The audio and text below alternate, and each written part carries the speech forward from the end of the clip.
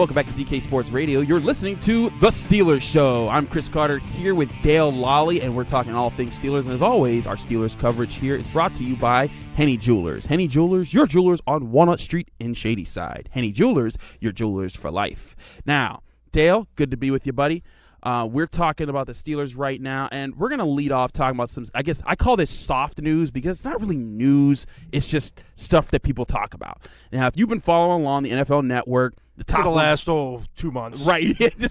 They've been doing this top 100 list as they always do. I always think this is smart. It basically lasts like until mini camp ends, and it's right after the draft.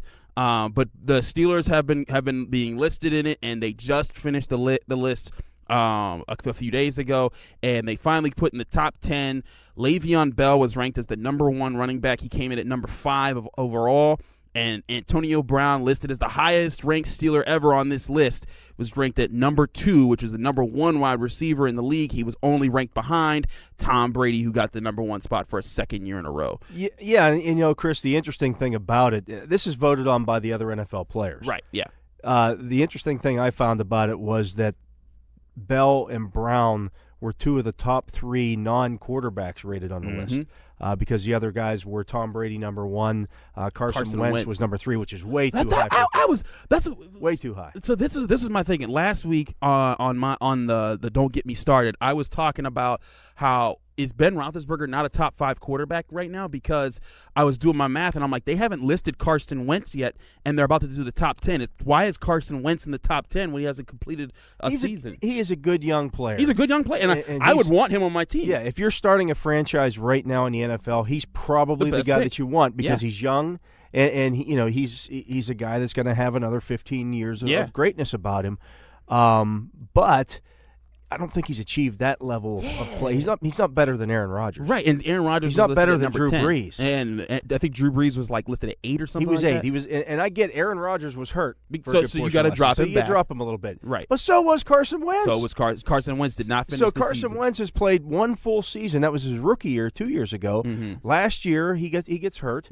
Philly goes on to win the Super Bowl. So without him, how great is he really? If Nick Foles goes in and runs the same offense and does well with it. And that's the thing is that you gotta wonder is like does that and this conversation has been had. I have a lot of Philly friends, and they've been having this talk with other people. They all think that both of them are gods, of course. This leads me into my next point. What's up? With all the people out there saying that Le'Veon Bell, the Steelers should just go with a running back by committee. The Steelers should just do this. The Steelers should just do that. They should cut him, trade him, ship him back to Africa. Any of the stuff. Ship him back to. Dang, Dale, we didn't. Where'd that come from? Quite frankly, to me, a lot of the Bell hatred stems from some closet racism because of the rap stuff. I don't even think you got to go closet with that one. I think it's pretty much straight up. Because of the rap stuff, and I get it. I mean, I don't like. I'm not a rap fan. Yeah. Rap to me, Run DMC and LL Cool J. I listened to that back when I was younger. But not so much now. You're not a Migos fan, Dale? I couldn't even pick them out of a lineup. You talk about, well, they could have a running back by committee. Okay, well, Philadelphia had a running back by committee. That's all great and good for Philadelphia. They also played with their backup quarterback. So does that mean that the quarterback does not matter in that offense? Exactly. Is that what you're going to tell me? Because now you're going to say that Carson Wentz, who was rated the 3rd best player in the league, right, is the same thing as Nick Foles. And he's not. And so, great players are great players, and you don't give away great players for nothing. Right, and that's the thing. If I got value for Le'Veon Bell, if I got Luke Kuechly for Le'Veon Bell, then I'd be like, okay. Even if I didn't get Luke Kuechly, if I got a good player that I could put in my cap, and then I could use the money, the space that's created by the absence of Le'Veon Bell to get another superstar, then I could justify it. But I'm not getting that if I just let him go now. And you're talking about the Steelers. Yeah. You're not talking about the Rams going out and having that extra $14 million in cap space. You're talking about the Steelers, and the Steelers, whether you like it or not, are not going to go out and be major players on the free agent market. That's just not They're their model. not going to go sign a Luke Kuechly. Yeah. They're not going to go sign Von Miller if he's on the free agent market because that's not what they do. It's not their move. And when they do, they make that occasional play, and I think one of those occasional plays this year was getting Morgan Burnett and getting John Bostic because they wanted to solidify the defense. They're just never going to go out and sign. See people again. Oh, they can use that money to go sign some free agents. Earl Thomas. This is before any of the free agency started. Just use that money to go sign a linebacker and 2 linebackers and a safety. Who? What linebackers are worth that? You got to look at the market and look at who's available and tell me who's there who is going to have the same value for your defense that Le'Veon Bell has for your offense. And there was nobody out there that was going to have that kind of impact. You sign this guy if you have the opportunity, if you can get the deal done. And Le'Veon Bell said on Tuesday that they're closer. They're closer this year. And the reason that they're closer this year is because I think he's come to the realization, hey, I'm 26. I need to sign something. Last year I had the bargaining power. I was 25. Okay, if I don't sign that contract last year, all right. But now I'm 26. If I play out this year on the franchise tag, I'm going to be 27 going into the next free agent period. I'm not going to get a 5-year deal from anybody. No. Nobody's going to offer that for me. So now I think there's much more pressure on him to take a deal. Yeah. Now, is it going to be for $10 million or less than that, which I've seen some, I wouldn't give him more than $10 million. Guess what? It's not your money. Yeah. And the Steelers have figured out, hey, they're paying him $14.5 million this year. Yep. They would not have made him that offer if they didn't think he was worth it. Right. And they think he's worth $26.5 million over this 2-year period. And here's the reality. When you look at Le'Veon Bell and the production that he brings, Dale, how many playoff games have they won in the past few years without Le'Veon Bell? 1, and that was against the Bengals when everything crazy happened at the end. But you look at the Dolphins game, they don't win that game without Le'Veon Bell. Well, maybe they do, but Le'Veon Bell closed that game out. They built an early lead. Ben Roethlisberger did not play well after that first quarter. They haven't won the Super Bowl with Le'Veon Bell. Oh, excuse me. The Steelers haven't won the Super Bowl with anybody on their roster except Ben Roethlisberger. Because that was 10 years ago when he was a young player on a team with a superstar defense. The whole thing is right now, and you and I have talked about this before. When Ben Roethlisberger came to this team, they had a superstar defense and an offense with several role players and a couple guys that were really good, like Hines Ward and Alan Faneca, and they put together enough offense to win games.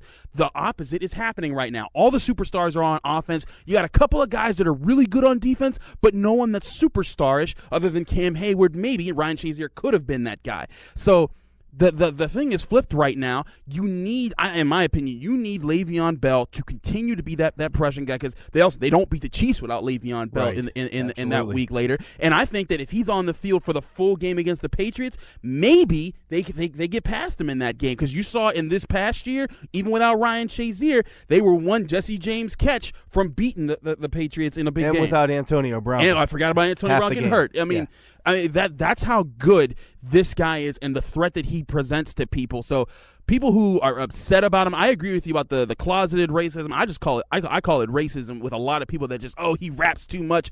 I see people making those can't read jokes. They said the same thing about Lamar Jackson. The guy is a player. I think he's a very smart football player. He knows how to hit the holes. He knows how to read. He knows how to block at the exact right point at the exact right time. So many instances. You got to sign him. I'm with you. They got to pay the man. I think people are saying $15 million is too much. I personally think if you get him at $15 million for the next 4 or 5 years, that's good, because that'll finish out Ben Roethlisberger's And the key is the guaranteed money. Yeah, the key is the guaranteed money. Just because they sign him to a deal that averages $15 million a year does not mean he's going to get $15 million every year. Yes. That can be renegotiated. Right. That, if he doesn't live up to that contract, that can be changed. The key is the guaranteed money. So let's say it's 4 years and $60 million, which is $15 million a year. Yes. And half of that is guaranteed. Well, only half. So it's realistically, it's a $7.5 million contract. It's not.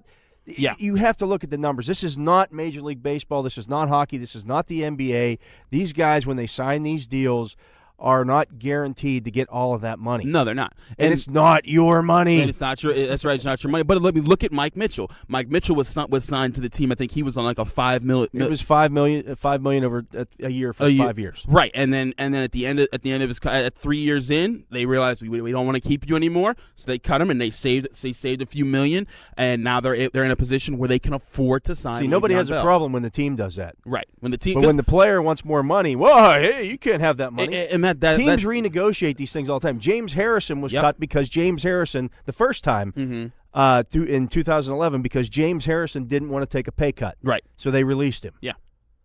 That's okay. Mm-hmm. But it's not okay for the players to ask for more money. The onus is always on the individual, not the business, because the business is always right. The individual is always wrong. It's one of the things I've always said about it. It's my problem with why people say, oh, LeBron James is wrong for working with other players to set something up in Miami. I'm like, hey, if they can do it, they can do it. Let them go do it. There's nothing wrong with these guys organizing on their own strength. I actually applaud that. Same thing goes with players that want to get their money. Look at Emmitt Smith with the Cowboys. That man was the best running back they ever had. Some say Tony Dorsett, but that's a whole other discussion. But that man was the best running back they ever had. They won 3 Super Bowls with him, and when he was dried up at the end of his career, they said, good luck somewhere else, and he went to the Arizona Cardinals, which was a doggone shame that ever happened. Same thing with Franco Harris to the Seahawks, and Jerome Bettis had to cut it because he took a pay cut in his later years. The players got to take care of themselves just like the teams take care of themselves. So I went in for a little bit.